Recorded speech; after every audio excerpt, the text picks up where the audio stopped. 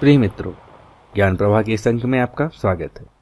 आज प्रस्तुत है CBSE NCERT द्वारा अनुमोदित कक्षा 6 की संस्कृत पाठ्य पुस्तक रुचिरा प्रथमो भाग के 6 पाठ समुद्र तट का अभ्यास कार्य। आइए अभ्यास कार्य देखते हैं।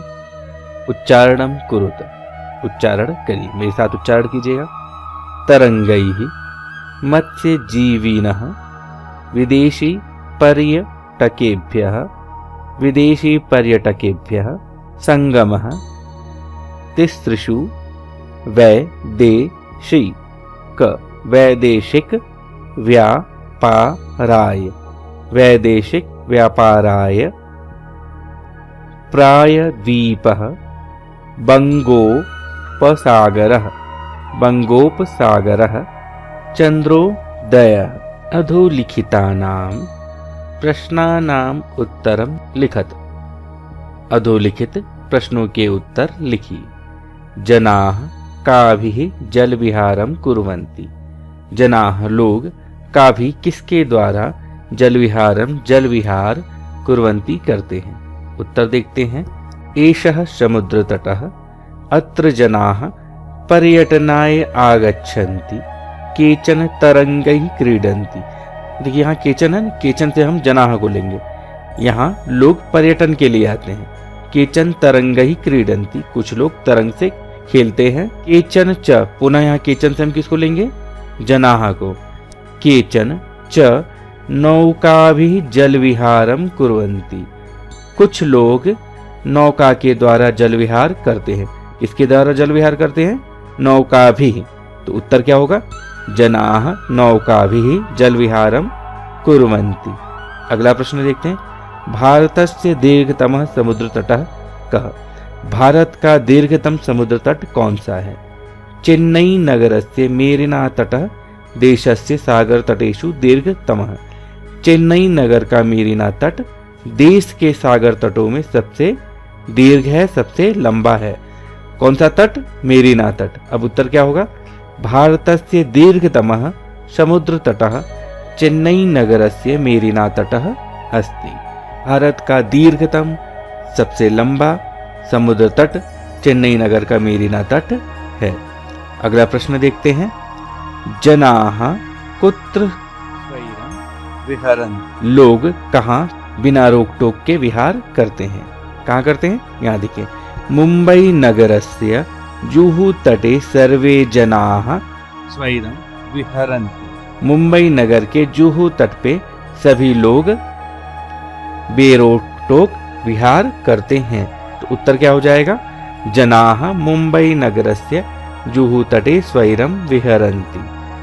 अगला प्रश्न। बालकाः बालुकाभिः किं रचयन्ति, बालक बालू के द्वारा, रेत के द्वारा किं रचयन्ति, क्या बनाते हैं? इसका उत्तर भी देखते हैं। बालिकाः बालकाः च बालुकाभिः बालुकागृहं रचयन्ति, जो बालक है बालुका के द्वारा, रेत के द्वारा बालू का घर, रेत का घर बनाते हैं। तो उत्तर क्या हो जाएगा? बालकाः बालुकाभिः बालुकागृहं रचयन्ति। इसी प्रकार कोच्चि तटः केभ्यः ज्ञायते, कोच्चि तट किसके लिए जाना जाता है? उत्तर यही देखिए, यहाँ है। कोच्चि तटः नारिकेल फलेभ्यः ज्ञायते, कोच्चि तट नारिकेल फलों के लिए जाना जाता है। उत्तर होगा कोच्चि तटः नारिकेल फलेभ्यः ज्ञायते। तृतीय प्रश्न की ओर देखते हैं। मंजूषातः पदानि चित्वा रिक्त स्थानानि पूरयत, मंजूषा से, ये मंजूषा देख रहे हैं, यहाँ से पदों का चयन करके आपको रिक्त स्थान की पूर्ति करनी है। आइए रिक्त स्थान भरते हैं। कन्याकुमारी तटे त्रयाणाम सागराणाम भवति। अब कन्याकुमारी के तट पे 3 सागरों का होता है। क्या होता है? बिल्कुल सही, संगम होता है। उत्तर होगा संगमः। कन्याकुमारी तटे त्रयाणाम सागराणाम संगमः भवति। भारत देशः इति कथ्यते, भारत देश को यह कहा जाता है। क्या कहा जाता है? सोचिए, बिल्कुल सही, प्रायद्वीप कहा जाता है। भारत देशः प्रायद्वीपः इति कथ्यते। जनाः समुद्र तटम आगच्छन्ति, लोग समुद्र तट को आते हैं। किस लिए आते हैं? सोचिए, क्या होगा यहाँ पे? क्रीड़ा के लिए, पर्यटन के लिए, बंगोपसागर, ये 3 बचे हैं आपके पास। बिल्कुल सही, पर्यटन के लिए। जनाः समुद्र तटम पर्यटनाय आगच्छन्ति। बालेभ्यः रोचते, बच्चों को रुचिकर लगता है। क्या लगता है? बिल्कुल सही, क्रीड़ा। बालेभ्यः क्रीड़ा रोचते। भारतस्य पूर्व दिशायाम अस्ति, भारत की पूर्व दिशा में है। देखिए एक ही बचा है, क्या है? बंगोपसागरः। भारतस्य पूर्व दिशायाम बंगोपसागरः अस्ति। चलिए चतुर्थ अभ्यास देखते हैं। यथा योग्यम योजयत। यहाँ पे देखिए आपको योजना करनी है, मिलान करना है। जो जिसके लिए उचित है उसके साथ उसका मिलान करना है। चलिए देखते हैं। समुद्र तटः क्या होगा? बिल्कुल सही, पर्यटनाय। क्रीडनकम किस लिए होगा? खेलनाय। खिलौने खेलने के लिए होते हैं। दुग्धम, दुग्ध किस लिए होता है? दूध किसके लिए होता है?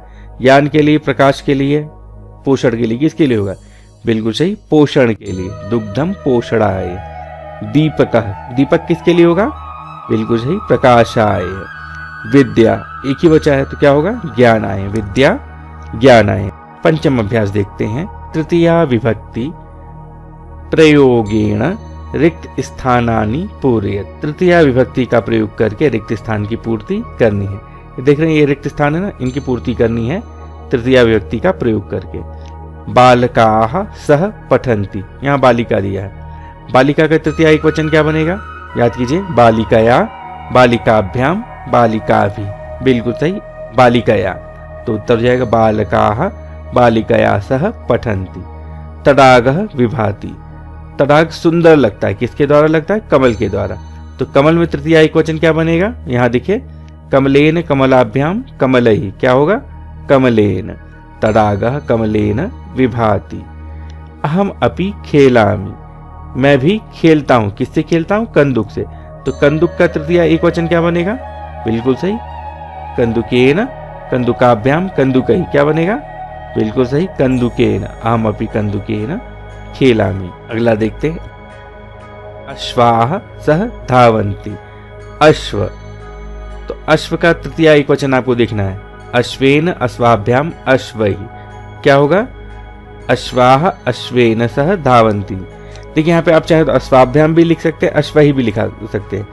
अश्वाः अश्वाभ्याम सह धावन्ति। अश्वाः अश्वैः सह धावन्ति। तीनों वाक्य सही होंगे, लेकिन यहाँ पे अश्व दिया है और यहाँ वचन नहीं दिया है, इसलिए हम एक वचन ले लेंगे। तो अश्वाः अश्वेन सह धावन्ति ये वाक्य बनेगा। इसी प्रकार मृगाः सह चरन्ति। मृग पद है, मृगेण मृगाभ्याम मृगैः। अब तीनों में से कोई भी एक पद लिख सकते हैं, मृगेण मृगाभ्याम मृगैः, सभी पद सही होंगे। पर यहाँ पे कोई वचन नहीं दिया है तो हम यहाँ पे एक वचन लेंगे, तो हो जाएगा मृगाः मृगेण सह चरन्ति। अगला अभ्यास देखते हैं।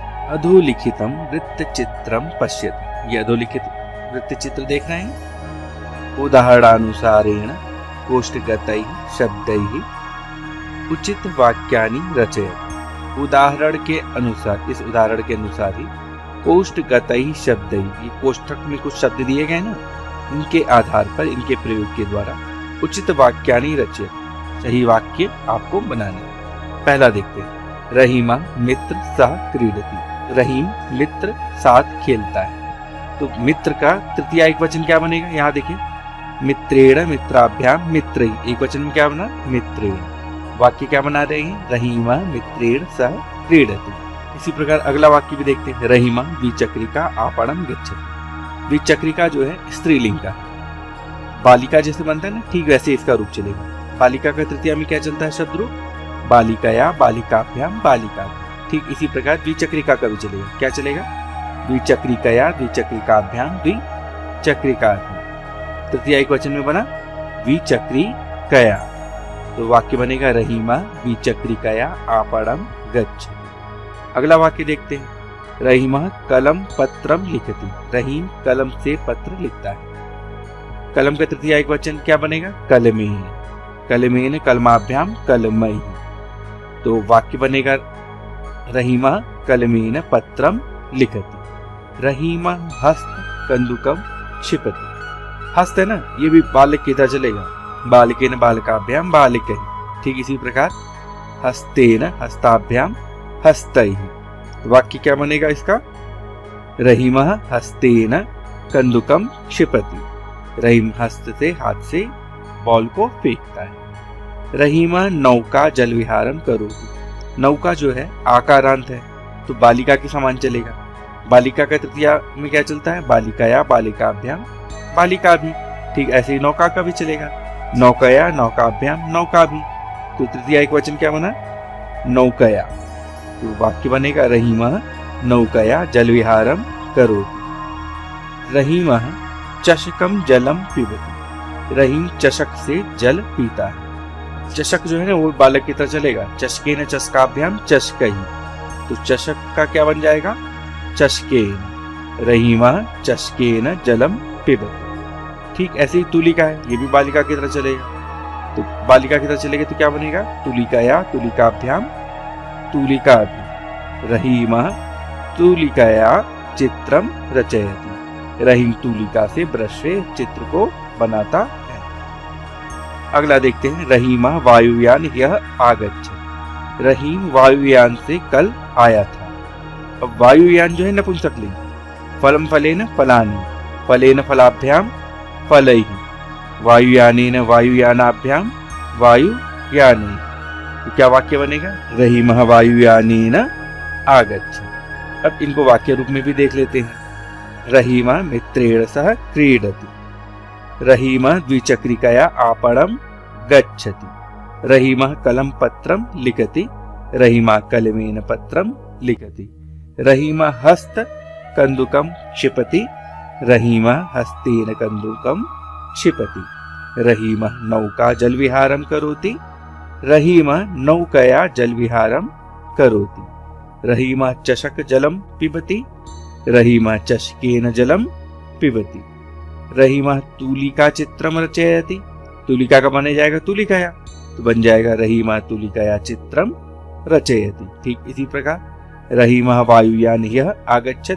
वायुयान का बनेगा वायुयानेन, तो बन जाएगा वाक्य रहीमः वायुयानेन यह आगच्छति। चलिए सप्तम अभ्यास को देखते हैं। कोष्ठकात उचित पद प्रयोगेण रिक्त स्थानानि पूरयेत्। कोष्ठक में दिए गए उचित पद के प्रयोग के द्वारा आपको रिक्त स्थान की पूर्ति करनी है।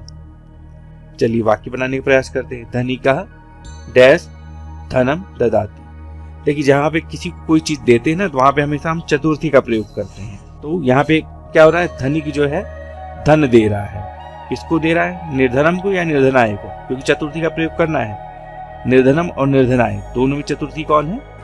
निर्धनाय। तो धनिका निर्धनाय धनम ददाति। बालः विद्यालयम गच्छति। देखिए यहाँ पे जिस काम के लिए जाते हैं वहां पे भी चतुर्थी हो जाएगी। तो किस लिए जा रहा है? पढ़ने के लिए जा रहा है, पठनाय हो जाएगा। बालः पठनाय विद्यालयम गच्छति। सज्जनाः जीवन्ति। यहाँ पे भी देखिए आपको चतुर्थी का प्रयोग करना है। ठीक है, परोपकारम और परोपकाराय दोनों में चतुर्थी कौन है? बिल्कुल सही, परोपकाराय। सज्जनाः परोपकाराय जीवन्ति। प्रधानाचार्यः पारितोषिकम यच्छति। देखिए यहाँ पे भी दे रहे हैं और देने के लिए हम कौन सी विभक्ति का प्रयोग करते हैं? बिल्कुल सही, चतुर्थी का। तो छात्राणाम छात्रेभ्यः दोनों में से कौन चतुर्थी है? छात्राणाम तो षष्ठी का है, षष्ठी बहुवचन, और छात्रेभ्यः चतुर्थी बहुवचन है। तो यहाँ पे हो जाएगा प्रधानाचार्य छात्रेभ्यः पारितोषिकम यच्छति। नमः।